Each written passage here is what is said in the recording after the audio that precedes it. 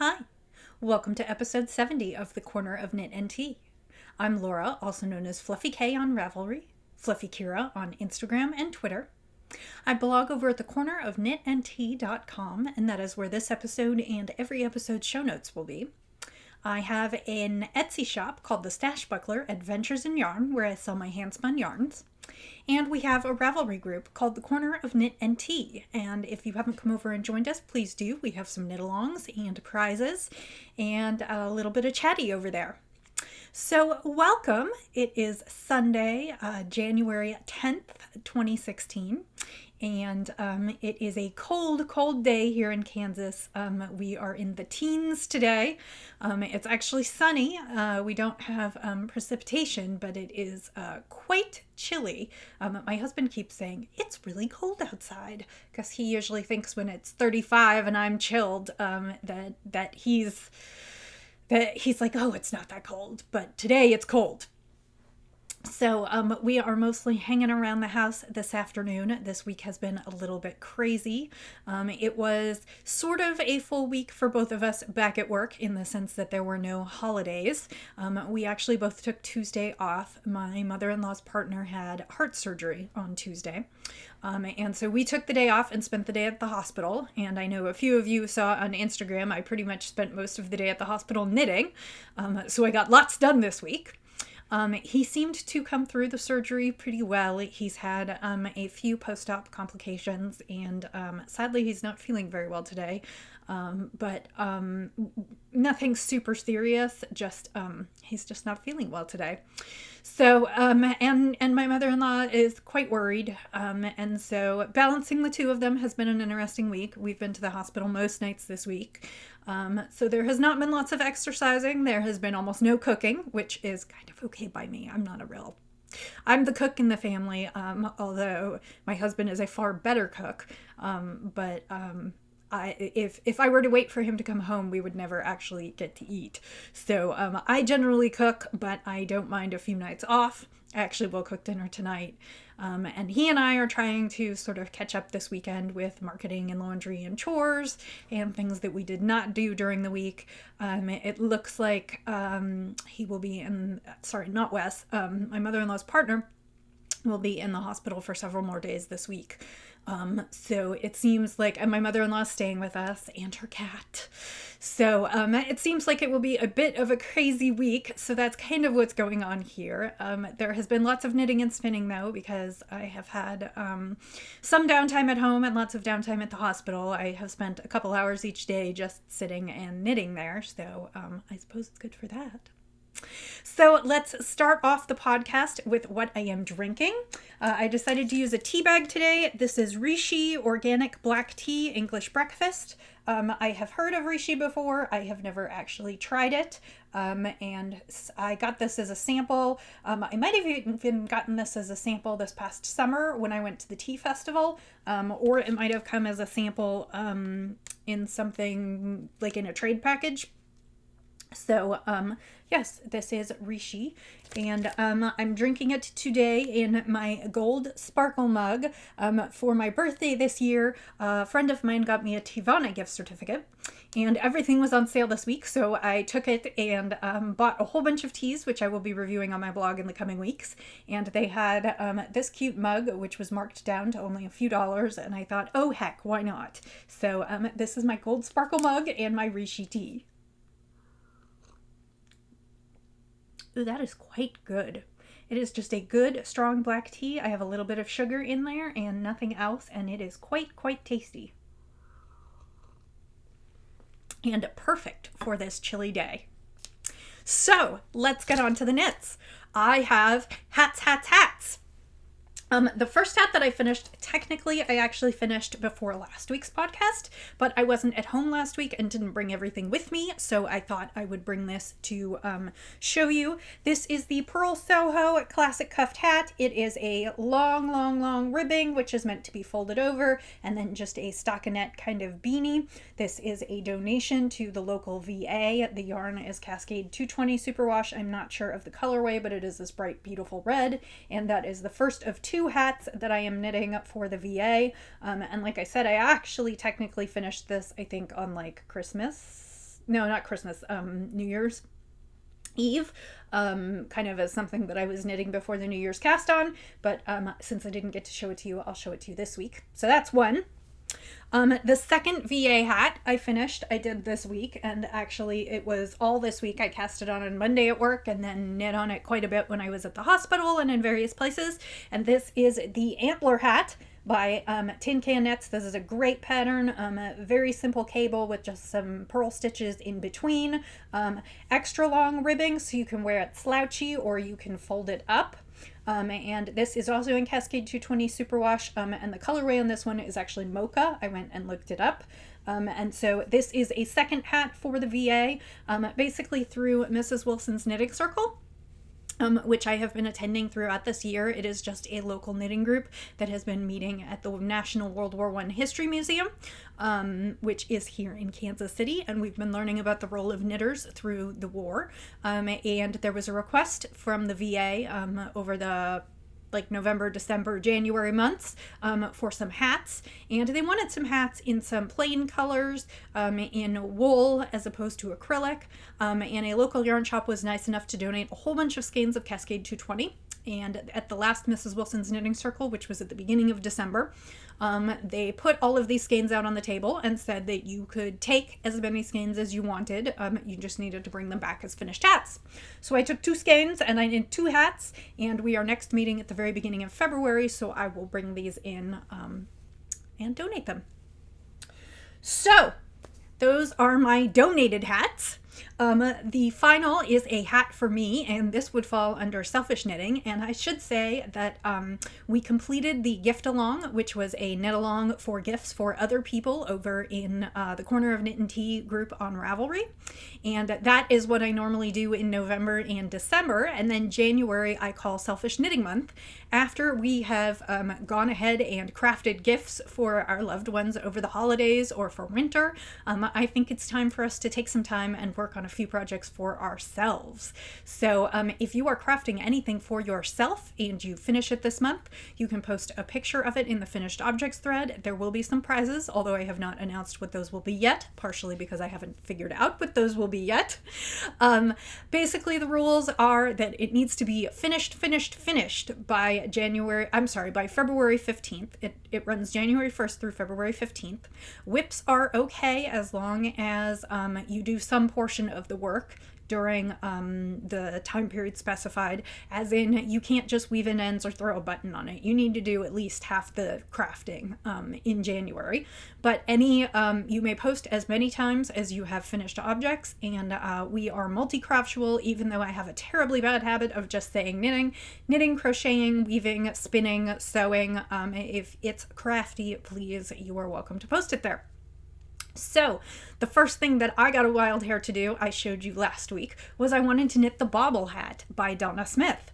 This was the hat that came out for Shetland Wool Week, and it is a beautiful little sheepy hat, and I picked out some colors and went away, and I am done. I knit the Bauble hat. I actually followed Susan B. Anderson's modifications, and you can see those on her webpage. The pattern for the Bauble hat is free, and her modifications are free as well. And I used at the bottom, this is the Plucky Knitter Traveler in Baroque. It is a beautiful pinky purple colorway, kind of a magenta or an electric kind of purple. And then the top is the Plucky Knitter Primo in Fingering, and that is in the colorway Ogre. And I loved these two colors together and wanted to use them together. And then the black and white in the middle is Knit Picks Palette in white and black for my sheepy. I did mess up a little on one of the sheep charts, but that just makes it unique and mine. I steam blocked it a little bit today. It is a little tight around the color work, and then I have the decision to make, because they have you knit so much ribbing, you can either fold it up and wear it as a beanie, or you can wear it a little bit more as a slouchy beret. And of course, no hat is complete without a pom-pom. I used the purple and the green in there, and I still think I have some shaping to do on the pom-pom. It's not quite as round as I would like it to be, so... But that is the first finished object of the new year for me, moi. So that is what we've got. that is it for the hats. I have one more finished object, and you may have guessed what these are. These are the hand-spun socks that I knit for myself. As you recall, I spun the yarn in December. It was a Southern Cross Fiber Club colorway. It was Shetland and the colorway was Lay Day, and it had all these great turquoises and dark blues and purples and a great magenta streak that ran through it. I spun the yarn up 2-ply, and then I knit my pretty standard toe-up sock recipe, and this time I actually did a gusset and heel flap because I wanted these to fit that way. I have another pair of hand spun that I knit basically using this pattern, and then I did quite a bit of ribbing on top because I liked it, and I have not yet worn these because I was saving them to show on the podcast, but I will be wearing them this week, particularly if it stays as cold as it has. These are, they were probably a good sport weight, possibly even DK, so they are going to be good thick socks when I need something warm. But I finished those. This is actually the first thing that I finished when we were at the hospital on Tuesday, because I only had a little bit of one sock left. So those are done. So it was kind of a big week for finished objects, but that brings me to what I am working on. One of them is something that you saw last week because I will be working on this for a little while. It is in my mustache bag. This is from Kimmy Knits, and I love it so much. And I am working on the Vita Shawl by Mina Phillip. She is the host of the Expat podcast, the Knitting Expat podcast.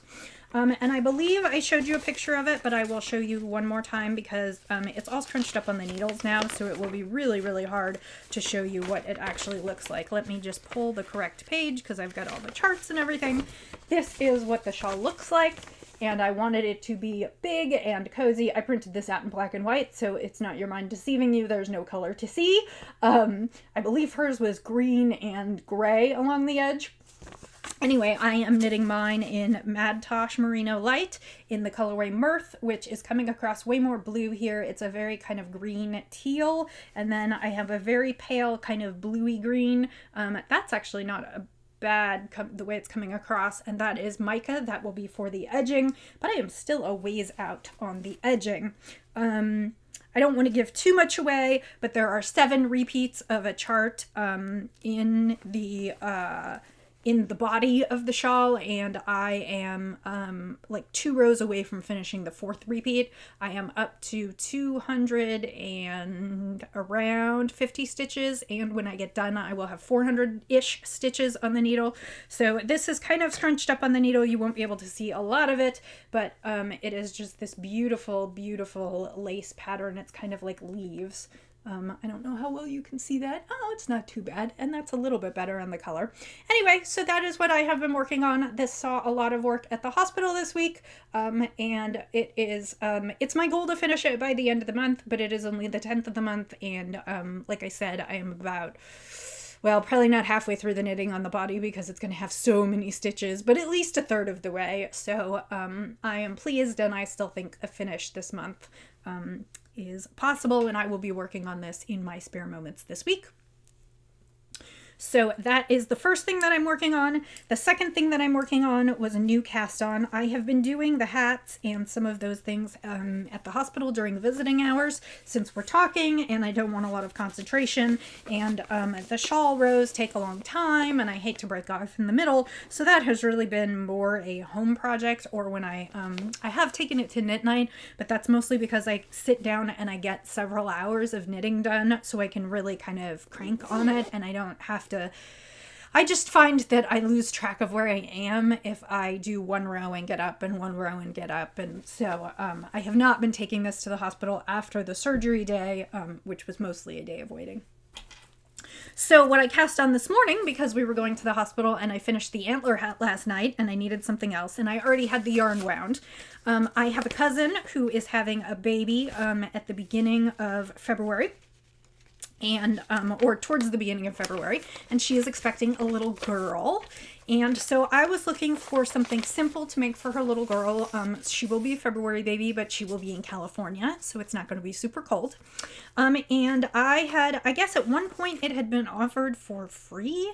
I think, maybe in a limited release. I have Isolde Teague's Wee Liesel sweater. So it's she has the Liesel sweater for adults, but she offered the Wee Liesel for children. It's just a super cute feather and fan. Again, I printed out in black and white. I almost never print out in color because I feel like it's a waste of the ink. I don't really need to see it. And actually this time I reduced to booklet form, so it's like very, very, very small, which is fine because I won't break any copyright laws. But that is the little sweater itself. And the yarn that I am using is a new to me yarn. I had been seeing Barenwolle, Barenwolle. It's a German yarn producer, and I will link to it in the show notes. I had been seeing a lot of her yarns online, and she does a lot of variegates and some speckles, and I just fell in love with this one. This is her Barefoot Sock, which is Baerfoote. Oh, hey, look, I have the card. That would be so useful. Okay, so that's Barenwolle. And I assume it's pronounced Barenwolle, but I'm also not German, so please forgive my pronunciation.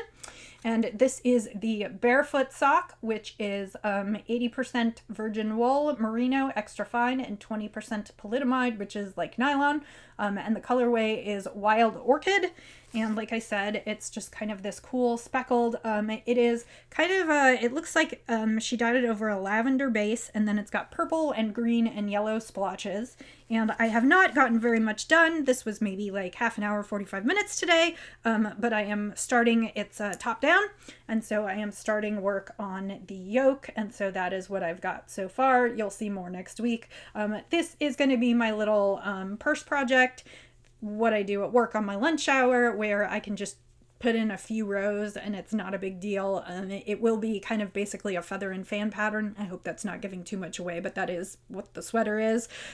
So there's some shaping and some other things to pay attention to, but again, it's also a feather and fan, so it's not super difficult, and it's got some resting rows in between. So that is my second whip on the needles this week and what I will be focusing on. I still have plenty of things that I need to do. Those of you will remember that I still have my mom's second mitt. I did cast on for it the other night, and I worked on the cuff. I did the like 19 rows of ribbing that I was doing for the cuff, but I have not started the color work yet. I have a huge cowl that I really, really, really wanted to cast on for today, and didn't because I cast this one on instead. I don't know if I will continue to work on that. That is called the Breakers pattern by Holly Yo. It was part of the Tempest collection for Sweet Georgia Yarns, and I am not knitting it in Sweet Georgia Yarns. I am knitting it in some, I believe it's called Woolfolk, and the yarn is Far, F-A-R, is the worsted weight, and I have some grays and a white, a gray, and a black. Or it might be a charcoal gray, I can't remember. It's yarn that I bought at one of my favorite yarn stores in Los Angeles when I was there for Thanksgiving, not this year, but last year. And I saw the pattern and thought it was perfect, and I waited and waited and waited for it to become a single pattern, and it came out, I want to say in like June, July, August maybe. So I've been wanting to knit it, but it's also, it's a double knit garter scarf. And I'm planning to do it in this huge fluffy worsted weight yarn, and so I knew it was going to be only useful when I got really cold, and of course now it's really cold and I don't have my cowl to wear. So that is probably my next cast on.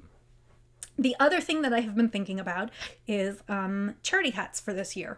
As you see, I've already knit 2, and those are going to go to the VA, but I was starting to give some thought as to what I would like to do for charity knits. In the last couple years, I've knit a whole bunch for my friend who works at a school for underserved youth, but she is having a baby this summer, and I'm not exactly sure what she will be doing next year, and so I wanted to explore a few other causes to send hats to.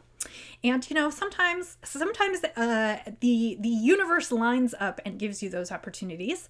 I was just listening to a recent podcast by the Knitmore Girls, and Jasmine and Gigi started talking about the 25,000 Toques project. And if you are not aware of this, you can just Google 25,000 Toques, and it is spelled Tuqueus. It is a project by a Canadian, and she stated that when a new baby comes in, every new baby that comes into the world in Canada is given a hand knit hat. And she decided that she thought it would be a beautiful gesture to welcome all of the Syrian refugees that are coming to Canada with a hand knit hat. Now, I do not want to get into politics here. I do not want to discuss all of these situations, everything that's going on in the world, because I'm sure we all have opinions, and I do not want to risk offending anyone, nor do I want to get into political debate. Suffice it to say, there are people who are coming to Canada in the middle of winter with nothing but the clothes on their backs. And I cannot think of a more wonderful way to welcome them and give them a place that they will have to make their home with a hand knit hat in the middle of winter where it is most assuredly cold. So I think I am going to try and knit some more hats in my, some more hand knit hats in my spare time. I have gone through Ravelry, and actually in my queue, I have a bunch of hats set aside, patterns that I think are fun and that are free. So you are welcome to look through my queue. It should be under the charity tab, or you can just look under the hats, and I have tagged several of them with charity. Not that you can't buy a pattern and use it, but if you're just looking for something to do out of the goodness of your heart. And there are a couple collection points in the United States. One is the Knitmore Girls local yarn shop, which is Pearlescence Yarns. They are in, I believe, San Jose. And then there is another yarn store, and I think it might be a Good Yarn, but I need to go ahead and check. I know there's one on the map in Florida. So if you are interested in knitting hats but do not want to pay international postage, you can send them to one of the two collection points in the United States, and they are gathering boxes to put them together. And send them off. And actually, one of the things that we discussed at my knit group the other night was that if we each knit a hat or two and we want to put them all together, we can each throw $1 or $2 in and put them in a big priority mailbox, shove them all in there, and send them off for like $1 or $2 in postage. I mean, it really is not super expensive. So that is just a project that I feel is worthwhile. And if you are looking to knit something for charity, like I always want to knit, but then I never exactly know where to donate. And it takes time and effort to figure out where to donate and what might be a good, reputable effort where your projects will actually be given to those who need them or to those who will love them. And I just thought that this one sounded like a neat one. So that will conclude the knitting section. I am a little bit chatty today, although I promise you we will not be going as long as next week because I do not have that much material coming up. Last week I didn't get to show you, but I was working on, or I was ready to start some beautiful, beautiful bats I had. These were given to me. Technically, they were the fiber packed in the box that came with my mini spinner. She used a bunch of fiber as padding because I got my mini spinner from someone who had to give up spinning, so she included a bunch of fiber. And these were pink, pink, pink, pink bats. I showed pictures of them on my Instagram account. One half was kind of a paler pink, and the other half was a dark, dark pink. And then there was kind of a section in the middle where they didn't exactly blend, but it was kind of like a little bit of a gradation between the two. And so I decided to spin it as a gradient, and it is a 2-ply. I divided the bats up and did one, well, I started with the light pink and then went to the kind of transition section and then went through the dark pink. And the total was almost 7 ounces of fiber. When I was done, I ended up having to ply on my mini spinner because I needed the bigger bobbins. And it came out beautifully. Now, this is not washed and relaxed. It may floof up a little bit. This is merino silk. And as you can see, I've got kind of the pure pink section. And then I've definitely got a section that overlaps where you've got the two of them together. And sometimes they're kind of a mixed pink. Like in there, you can see it's just like this one right here. You can see it's kind of very, very mixed. Some of them are like really more barber poley where you have like the whitish pink and then you have the bright pink. But it has like a nice little transition section, and then you've got your bright pink, pink, pink, pink, pink, pink, pink. So this is actually spoken for. It is already going to someone. So it will not be for sale in my shop, but it was a super fun spin. And it chalks me up with 6.7 ounces for the new year. I am loosely setting a goal of 16 pounds in 2016.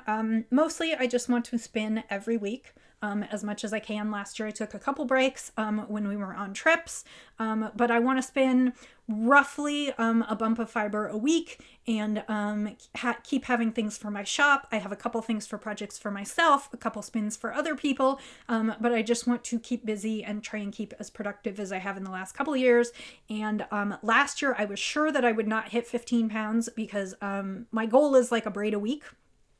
And that gets me basically 52 braids, which is, if we were talking 4-ounce braids, 13 pounds. And then I know I do a little more during Tour de Fleece, and then I took a couple weeks off, so I kind of figured it would balance. But at the end of last year, I actually ended up at 15.5 pounds. So I feel like 16 pounds, not a super stretch goal. By the time we start talking about 17 pounds and 18 pounds and 19 pounds, I don't know if I'm going to get that far. But I think that 16 might be a goal. Anyway, basically my goal again is to spin a bump of fiber a week. So this one was this week's. That means it is time to come up with one for next week. And I'm sorry, I forgot to take this out of the package. So there'll be just a quick crinkling. One of the things that I'm doing this year is I am participating in the Harry Potter House Cup. And I proposed an owl, which is, well, out of Harry Potter, it's called an ordinary wizarding level. In the Harry Potter House Cup, basically what happens is you have three months in each term. And we are currently in the winter term, and it runs January, February, and March. And you have to do a class for each month. You can do more than one. They come up with some prompts, and you can craft anything and kind of fit it in there. And you can choose to take on what's called an advanced studies project, which is either an owl or a newt. And I can't remember what newt stands for. An owl, you have a time period of 3 months, and you propose a project that will take you a while. I have knit a sweater.